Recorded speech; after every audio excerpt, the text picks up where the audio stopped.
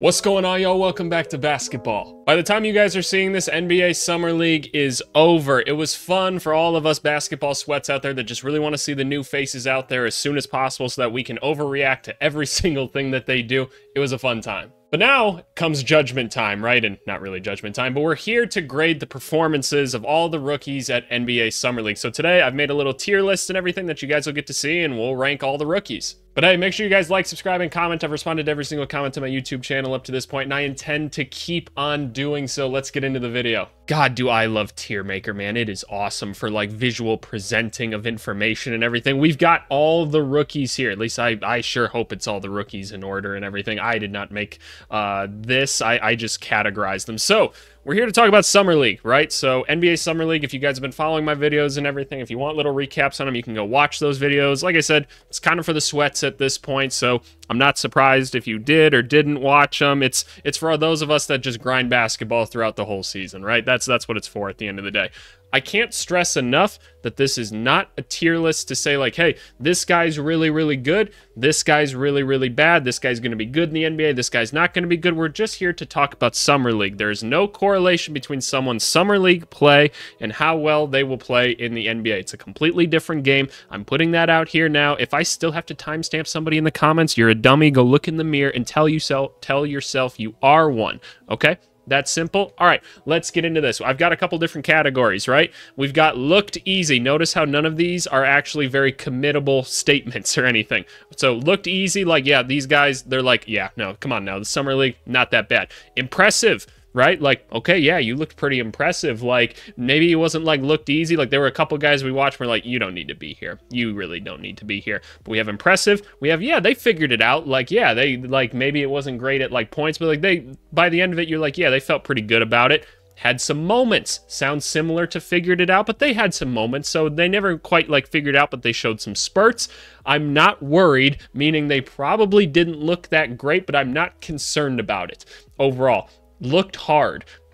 Yeah, no, it also sounds like an innuendo, but looked hard means they just, it looked complicated out there for them. Maybe they weren't quite ready. Hard to say. And then we have ouchies for those of them that were ouchie. By the way, we also have the little Summer League like spreadsheet that I'd been kind of putting together. This doesn't have that Grizzlies Heat like final game. It's not really going to impact my decisions one way or another. Like, what rookies am I really like worried about for either of these dudes? Like, Khalil Ware's been awesome the whole time, so it's kind of like, and I don't think Zach Edey's probably playing tonight, so it's probably fine. But we're going to be going back and forth to the spreadsheet to kind of reference things. But let's start with the number one pick, Zachary Risacher. Where do I want to put Risacher? If we go back here, the stats don't necessarily tell a great story. Watching him play, I honestly felt pretty good in the 2 games that he was out there. Like, he just looked like a pro that didn't hit a ton of his shots. I mean, if we make 2 more shots, all of a sudden we're average here. I mean, hell, if we hit 1 more of these, all of a sudden we're like doing fine there. If we hit 2 more, yeah, all of a sudden we feel really good about it. So low sample size. He looked pretty calm, professional, like he's been playing professional basketball for a little bit. So where would I put him? I want to put Risacher in I kind of want to put him in impressive, honestly. Now, I know the stats aren't like crazy and everything. I just think he looked very competent out there. So that's where I want to put Risacher. Hate on me in the comments. It's the first one. I don't care. Comments are great for my engagement. But that's where I want to put Risacher. And already now we're on to the second one where it's pretty certain I'm going to put him in not worried. All right, I'm going to put him in not worried. And here's why. I could justify to you guys, and I could have a very rational debate for why I should put him in had moments. I know he also had some moments where he looked very, very bad. So if we look at Alex Sarr, 19% from the field, 11% from 3, 50 from the free throw line. Yeah, wasn't necessarily the greatest. 5 points a game from the second pick. Here's the thing, though. Defensively, dude looked really, really good. He looked really smart, except for like that one move on, like, who was that? Was that Drew Timme that got him like jumping? And I think he still kind of got the block, but you might be able to get away with a body foul on that one. But regardless, Sarr looked really, really good defensively. Offensively, he looked abysmal. But here's the thing: we knew offensively coming in, that's not really his thing anyway. He's not a shot creator. Like, we kind of knew that coming in. Like, yes, he's got some cool offensive skills, like being out in transition and stuff like that. But in Summer League, nobody's setting you up for anything. That's the thing. Like, everybody's kind of out there for themselves. So I'm not worried about Sarr. I'm not going to say it looked hard. If it was just an offensive rating, I'd say here. If I wasn't afraid of you guys slightly in the comments, which I'm not, but I slightly am at times, I'd put him in had moments, but we're going to say not worried because the offensive performance was that bad at the end of the day, but defensively looked really good. Reed Sheppard, that's another one where I have to put it in impressive. Now, he did lead all rookies in scoring in the Summer League. So we have Reed Sheppard here, shot 50% from the field. That's awesome. The three-point shot didn't fall. Are we really worried about Reed Sheppard being able to shoot, or did he just take a couple bad shots here, right? So if I move this up to, he makes 2 more of them, right? All of a sudden, it's a big difference. That's the thing with these small sample sizes. The assists were pretty solid. He got some nice steals because people weren't paying attention, and that's Summer League for you a little bit. Turnovers were really high, right? So that's kind of the little bit of concern here, and that's to be expected, right? That is totally to be expected, especially with a young guy who I think most scouts would agree that he's more of a combo guard right now and not necessarily a point guard. So that's why I want to put him in impressive, because I wouldn't say it necessarily looked easy for him. There's still some things he's going to have to figure out positionally and everything. I think his on-ball defense could still use a little bit of work as well. Off-ball defense looked really, really good, and that was never necessarily a doubt. It's just, is he going to get hunted at points where there's like smart NBA players on the court, right? So that's what I'd have to say about Reed Sheppard. Stephon Castle now. So let's take a look at Stephon Castle. Again, the percentages weren't great, but he looked smart out there, was like my biggest thing. He got you 17 points a game, 4 assists, 5 rebounds at the wing. Didn't convert a great percentage, but again, if you add a little bit to it, he makes 1 or 2 more, they fall, all of a sudden it's a good percentage, right? So I'm not that worried about it. I would say Stephon Castle probably started out a little bit slow, and then he got really, really aggressive. So I would say I could put him in figured it out is where I'd put it. Like Stephon Castle, I'd say maybe a little bit slow to start in terms of what he wanted to do out there, but figured out really quickly. We knew he was a really smart basketball player. Defensively, he looked good the whole time. So I like that for Stephon Castle. Next up, we got is Ron Holland. Now, obviously, I've scrutinized this draft pick a little bit, not because it's Ron Holland, just because it's the Pistons that made the selection for Ron Holland. It was just such a Pistons-type move to go and do that. So Ron Holland started off pretty rough, honestly, and he kind of heated up towards the end. This is another situation. You make 1 or 2 more shots, and all of a sudden, it looks a little bit better all around, right? So not the biggest deal. He's still needs to learn a lot of basketball, right? And before like the last like game and a half, he probably would have fallen into this like not worried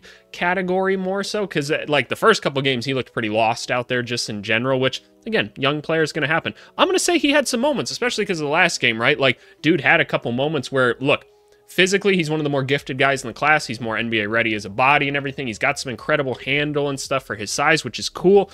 It's just he literally just has to learn the game, and it's the shooting, right? So it's going to come and go for him in this first season, but I'd say he had some good moments. Tajon Salon, what pick was he again? Is he 7? No, he's 6. Okay, yeah, from the Hornets. So Salon, like, he didn't even really start at the beginning of Summer League, which I thought was interesting. I don't really know what the reason was behind that, but what was impressive to me was seeing, like, actually getting to see a little bit more of him, right? When he put the ball on the floor, I was like, whoa, now, hold up. Now we got, like, look, the potential of him was always high, right? I looked at that and I went, that's pretty crazy. Like, I'm being serious about that. Dude looks really impressive in that sense.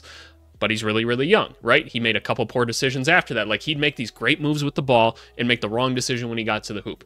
Totally fine. If somebody can develop him, the talent is really here on this dude. But the output wasn't great, right? So you look at him, 42% from the field. Wasn't good from 3, given a small sample size, only 3 games, not a big deal. But he didn't really do much else besides get some rebounds and basically play center. So I'm going to put him into this not worried column here, at least for the time being, because I was impressed nonetheless. Donovan Clingan, a guy that I really, really like, but I'm a little bit scared for where he ended up in the Portland Trailblazers. Looked rough at the beginning. Defensively, he looked good, and I keep saying in all these videos, like, the block numbers, because he led, like, all of Summer League in blocks, as you can see here, at 4.3, so a lot higher than even, like, a Walker Kessler, who didn't play a ton of games, but regardless, right? 4.3 blocks is crazy. it's a little bit skewed because dudes are just running into him because they're trying to get any shots up that they can. So a little bit of context there matters. He looked really, really rushed around the rim, which I'm not worried about long term. I don't necessarily see him as a guy you dump it down to the post into. Like, that seems kind of odd. But man, like, dude had some moments where he made like some really big plays and everything like that, especially as like a playmaker. And that's kind of the upside that I saw in him when I did our recruiting video on him. So I kind of want to say that he figured it out as well. Like, yes, offensively it wasn't great necessarily, but I'd say he figured it out. Rob Dillingham, one of the Timberwolves picks, a pick that I said was one of the best in the draft. Not even because of Rob Dillingham, it's just the fit. Like, Dillingham was such a weird one to try to figure out where he could fit, and I was like, I don't know, like, what team should take him. And when the Timberwolves moved up to get him, I was like, oh my gosh, that's the perfect pick. He's a little spark plug that like can't play any defense. Like, everyone else on the team can play defense, and they need somebody that could shoot. I'm like, it's a match made in heaven. He can just go do whatever he wants out there. Just go be a little Energizer bunny. Was it all great? No. Like, we saw what young Energizer bunnies look like out there. He was very inconsistent, right? Sometimes the turnovers were really high. Sometimes he missed every single shot. Other times you were like, oh, he's rocking the baby right now and like hitting these tough ass shots. So I'm going to say had moments, right? Similar to Holland, where it's like, yeah, okay, like we see some things, but you know, wasn't great overall. So that's where I would probably put him. Zach Edey, pretty easy. He didn't play necessarily a ton, only 2 games, and he got hurt in one of them pretty early on. It looked pretty easy for him. And now, does that mean it's going to translate to any NBA success right away?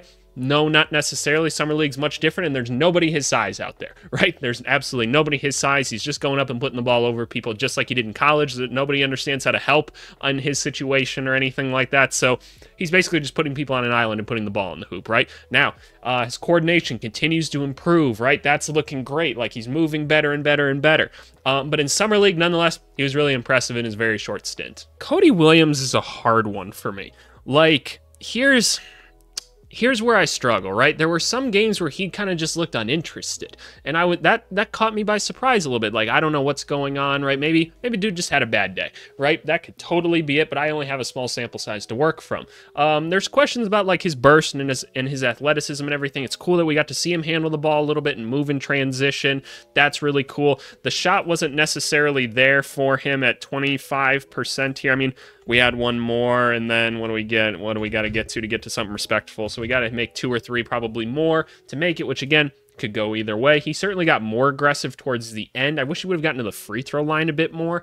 So that's where I kind of say, like, I want to put him in, like, he had some moments, but he also didn't contribute, like, quite as much as the others. So maybe he's on, like, the upper end of, like, not worried. Yeah, that's probably where I'm gonna put him, is the not worried for now, just because like he did show some cool things, but otherwise like he had some really low moments in my mind. It's just, for me as a coach, it was kind of weird to watch. So that's just me at the end of the day. Matas Buzelis, I'm a Bulls fan, right? Buzelis's efficiency, not the greatest, all said and done. We look at Buzelis here, 33%, 21%, 72%.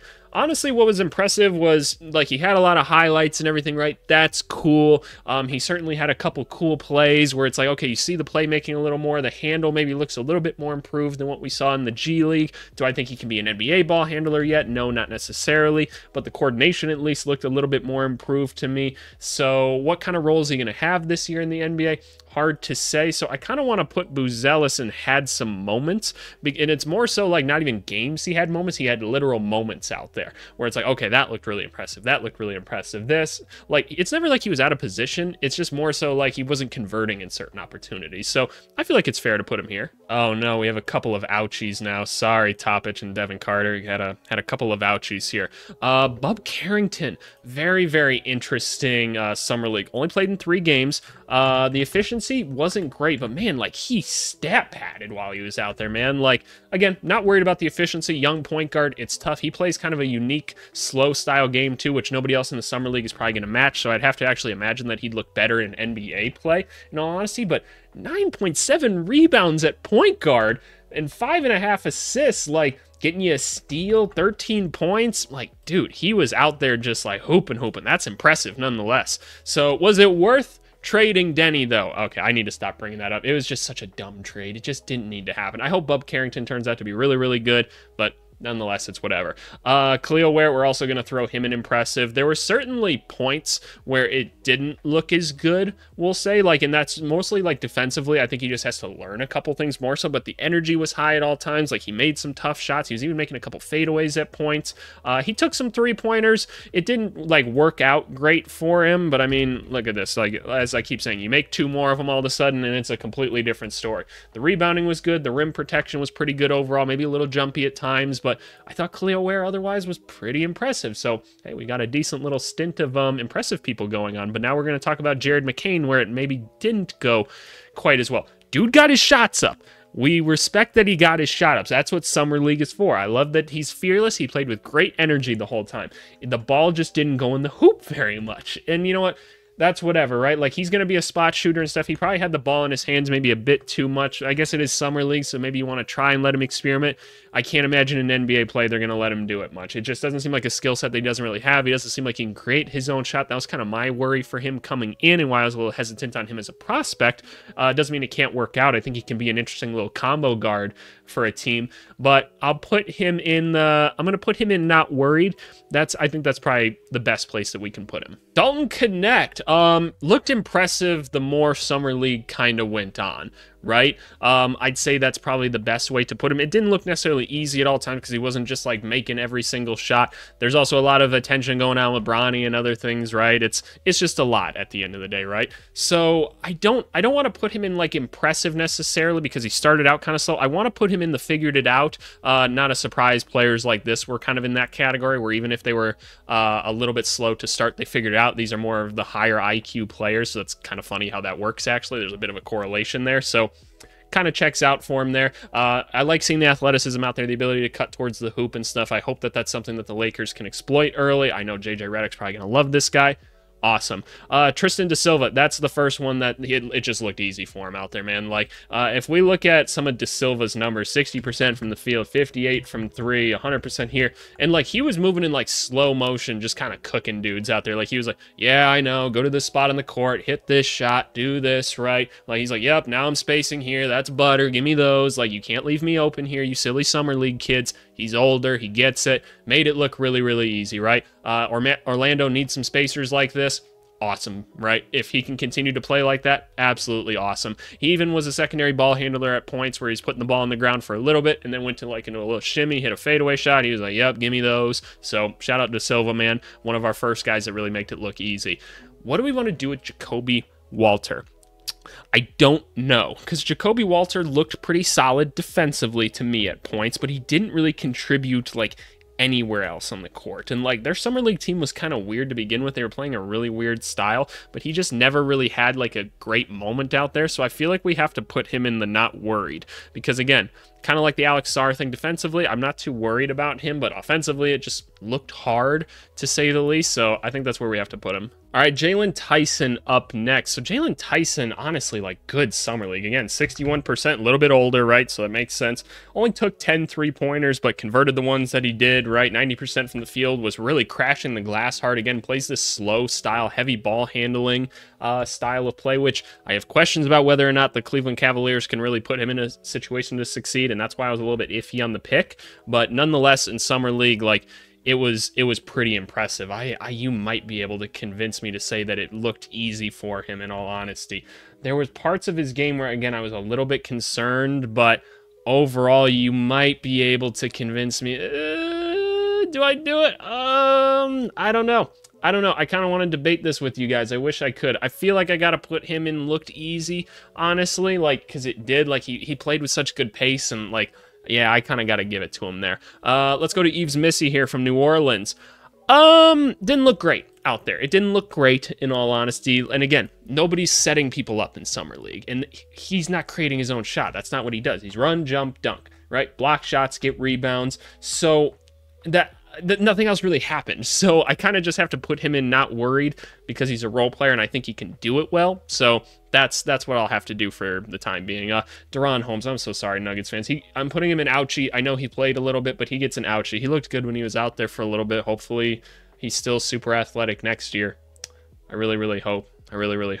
AJ Johnson, I'm going to put him right away and not worried as well. Dude's just super young, right? Like super young, super raw. I don't know what we necessarily expected from him. I honestly think the Bucks could have swapped where they picked him and Tyler Smith, and it probably would have made a little bit more sense to me. But AJ Johnson didn't look great out there, like, to say the least. He looked pretty confused, honestly, for the most part, and that's just my interpretation of it. But he's super young. I don't know what else we expect. Super young, raw point guard. It's gonna be like that. But again, we're gonna put in the not worried because we don't want to judge him too much for it. Next up, Keyshawn George. So Keyshawn George shot the ball well, and here's the thing coming in with him. People were like, yep, spacing wing, that can be a secondary ball handler. The secondary ball handler was one that, like, I saw it when we broke down the film of him. I'm like, yep, I can see that he's doing it a little bit, but in all honesty, he wasn't doing it at an NBA level, and so I was like, I don't think that's the role he's going to have in the NBA, and that really showed in Summer League, in my opinion, is that, like, yeah, the creation isn't there. Like, that's not really a thing for him, but can he space the floor a little bit?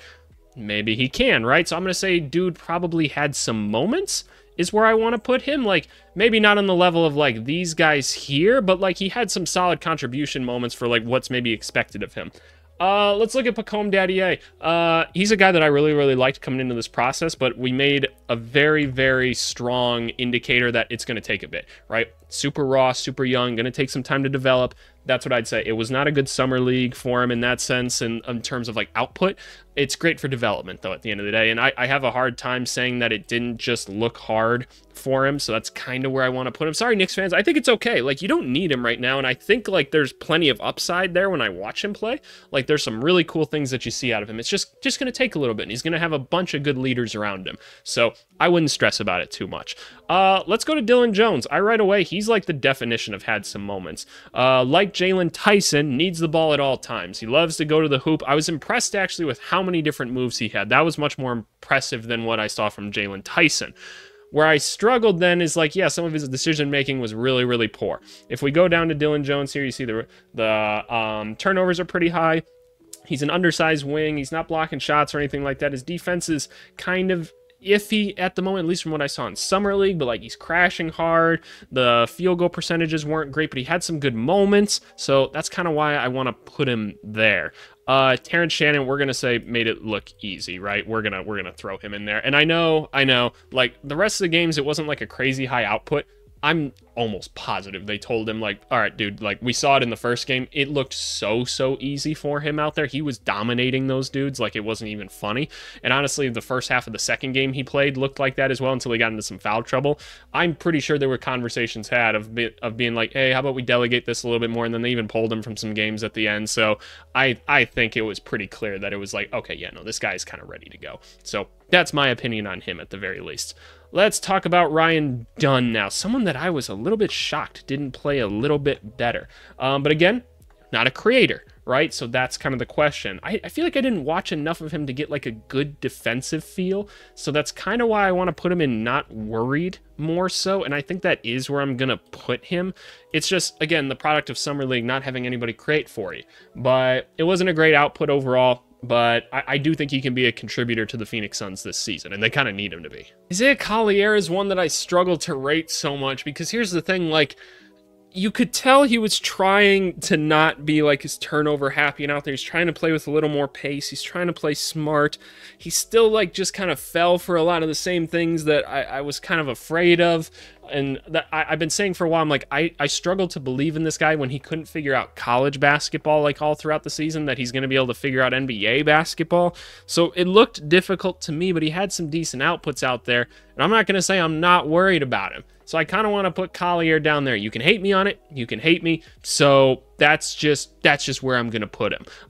Anyway, Baylor Shireman. That's an interesting one. Dude started out making it look really easy, and then it just kind of didn't go great after that, and I didn't watch probably enough of it to get, like, a fine, like, idea of what was going on at the end of the day. So I feel like had moments is, like, the best place we can put him. If you look at some of the numbers here, the output wasn't that great, but, like, he contributed kind of all around the court, so that's kind of why I want to give it to him more so.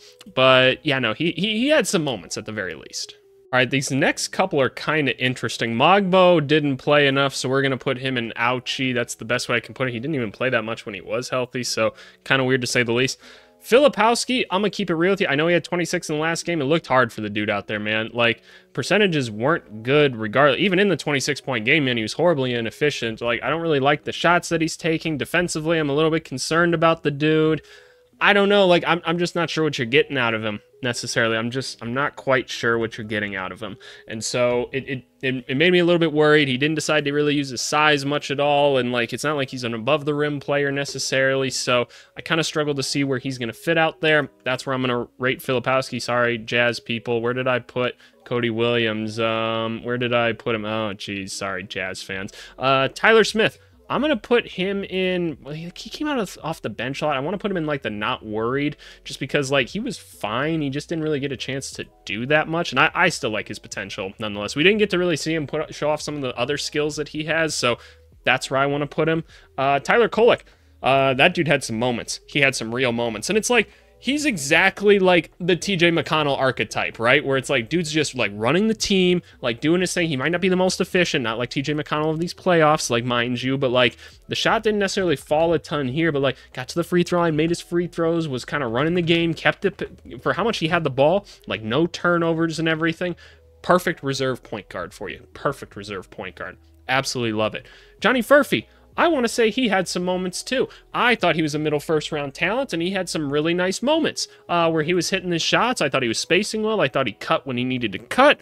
The defense maybe a little bit iffy at the moment, but that's okay. He's a younger dude, right? Make a couple more shots, as we keep saying. All of a sudden, it looks a lot better, and we don't feel nearly as worried about it. But crashed the glass well, got a couple steals. The points were solid. Like, I'm not worried about it. Like, I didn't expect him to get to the free throw line much, but you know what? That's what it is at the end of the day. Nunez, we're going to move here. Klintman.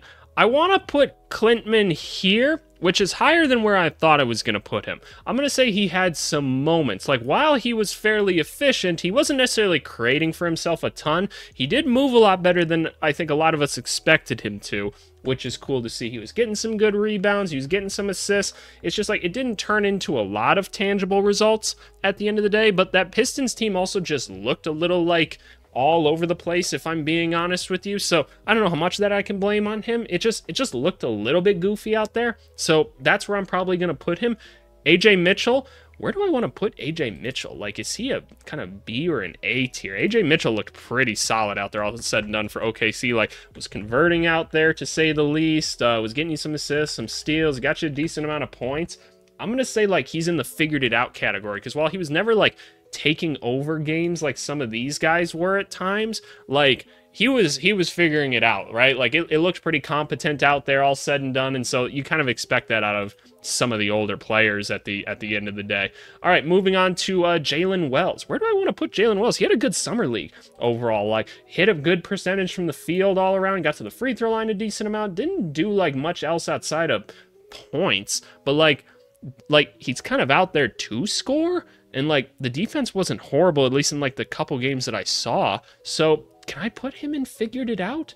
I kind of want to put him in figured it out, because, like, he was just out there and making the correct plays. Like, when that's figured it out, we can give him that. You guys argue about it in the comments, though. All right, I feel like we can kind of group these guys. We can group Oso and Bona kind of together, because they both didn't really, like, do anything for themselves necessarily out there, but they were good in the opportunities that they had. So I feel like they're, like, stereotypical had moments dudes. Like, they're not taking over games or anything like that. They're not really controlling the game, but just look competent out there nonetheless at points. So I'd say that's a good place for them to fall in at the end of the day. Got a no here. Jerzic. Injuries. I feel like we have to, right? How many games did he actually play in? Where did he go? Jerzic 2. Yeah, no, he's got to go in the ouchie section as well. I think that's only fair. Let's talk about who do we got next. Larson, another Miami Heat guy, was supposed to be a good three-point shooter, didn't really fall for him in this one. Like 35%. Not bad. You maybe expect a little bit more out of him, and he didn't really contribute in many other great facets. So can I put him in not worried just because he's a Miami Heat player and I feel like I shouldn't be ever worried about a Miami Heat player? Give him like a year and a half and all of a sudden he'll be like as good as Duncan Robinson or something, right? I feel like that's probably an appropriate thing. Anyway, let's move on to Sheed. Sheed just looked like he was like managing the games well more than anything else, didn't he? Like, yeah, the output wasn't that great, but that Toronto team, like I said, was just so weird to watch. Like, it just didn't feel like they had a great idea of what was going on, and none of these teams do, but he looked like his was maybe a little bit better than like, or I should say the Raptors were a little bit worse than some of the other ones. So that's just my observation from the outside. So because the output wasn't there, but I didn't feel like worried about him, can I just put him here? I think that's fair as well. How did Cam Christie's numbers finish out, though? Cam Christie shot well from three, didn't shoot well around the paint or anything, but that's expected. He's a little bit younger, right? And so maybe you could say, like, yeah, the development, I feel like I just didn't see him much out there. Does anyone else feel that way? Didn't really contribute in any other facets, but he did get you like 11 points a game. Can I put him in the not worried? Like he's hitting shots at the end of the day, so if he's hitting shots, he's hitting shots. I mean, yeah, you can fall into the not worried. I think that's appropriate. This is a very balanced list so far, by the way. All right, let's talk about Antonio Reeves, who just kind of looked like bleh throughout the whole thing, just kind of bleh. That's how I would kind of put him, because, like, the percentages, I believe, are good. Yeah, the percentages are fine. Like, it's just kind of he didn't do anything else on the court, it felt like. And, like, is his opportunity that great on New Orleans? I can't even remember the team that they had, in all honesty. It's a weird summer league. There's a lot of stuff going on. And so I feel like just because he didn't look like bad or completely incompetent out there, this is where he's gonna fall. This just feels like my throw him in kind of category right now, but you know what it is. Let's talk about Harrison Ingram, though. I feel like Harrison Ingram had some moments. Defensively, he looked good. He had a couple nice offensive output games. I believe the three-point shot wasn't, like, horrible either. No, we got 40%. Oh, there we go. That's awesome. And I mean, we make maybe like a couple more shots around the rim or something like that, right? Like if we go up to like, say, 29, all of a sudden, not horrible. Not horrible at the end of the day. The free throws are a little bit concerning. Like, yikes, I didn't notice that. But, you know, whatever. Lengthy wing, play some defense. If that's kind of what we're going for with him, I'd say we kind of showed some of it here. A little bit of 3-and-D. Can't complain whatsoever. We got Newton next, right? Yeah, okay, we got Tristan Newton, who, like, he had moments, right? Like, he had moments. And that's kind of how I want to choose to, like, remember him. But I'm not sure if that's what I should do. Because, like, at the end of the day, the output wasn't that good. But he got to the free throw line a good amount. He was passing the ball well. Do I want to say he had a moment? Or am I going to say I'm not worried about him? I'm going to say I'm not worried about him. I don't want to put him... He wasn't as good as Harrison Ingram. That's how I want to put it. That is how I want to put it. I don't even know how to rate Enrique Freeman. Like, I don't know. I just didn't feel like he really did a ton out there. And so is that alone something to say he looked hard? Because it didn't look like he was bad out there. So I feel like I kind of have to throw him here. Melvin Ajinça, it looked hard. It looked hard for him. But again, young guy. Him and Daddy A were like in the same category for me. So I feel like that's kind of appropriate. Just going to take them a little bit longer. Is what it is.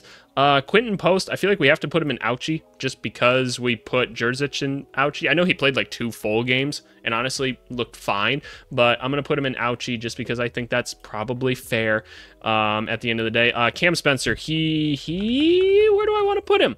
Where do I want to put Cam Spencer? He did some things, right? Because, like, he's passing the ball well, getting some steals, kept turnovers low, hit his shots. I think we got to put Cam Spencer in impressive.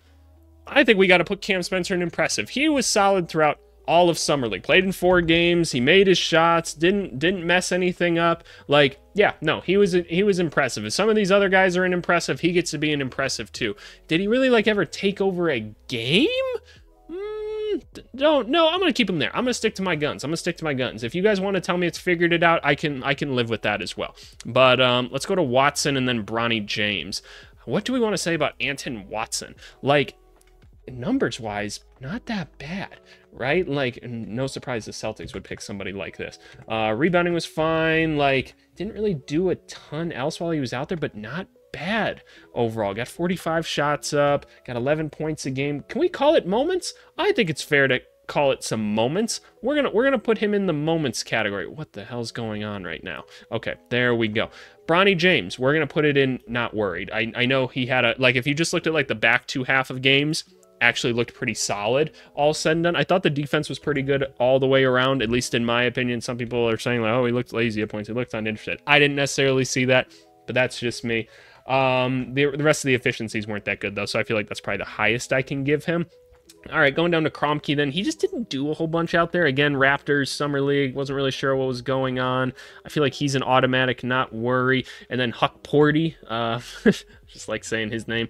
He didn't do a ton out of there, so I feel like both of those guys end up going in there. Oh, well, yeah, what's his name didn't play here either, so he gets to go into, McCullough. Couldn't remember his name. So you guys go into not worried, and here we have it. Our official tier list, everybody. Woo! NBA Summer League tier list, at least for the rookies. So you guys let me know what you think. So we've got some of the older guys, no surprise here, looked kind of made it look easy. We've got some of our more impressive players here. That's kind of cool. They figured it out. Okay, yeah, we like it. Not surprised. The had moments, not worried, not as high. The looked hard. We had quite a few ouchies, though. Well, obviously, some of these guys just didn't come because they're going overseas or something like that. But, like, still, nonetheless, like, fun summer league all said and done. Where's content going from here? I do have a couple ideas for videos I'm going to do the rest of the week, so kind of be on the lookout for those. Otherwise, like, we're just kind of pushing through the dead season, y'all. You guys are the sweats that are watching at this point, and just be ready. I'm going to be doing my like season preview series starting in August.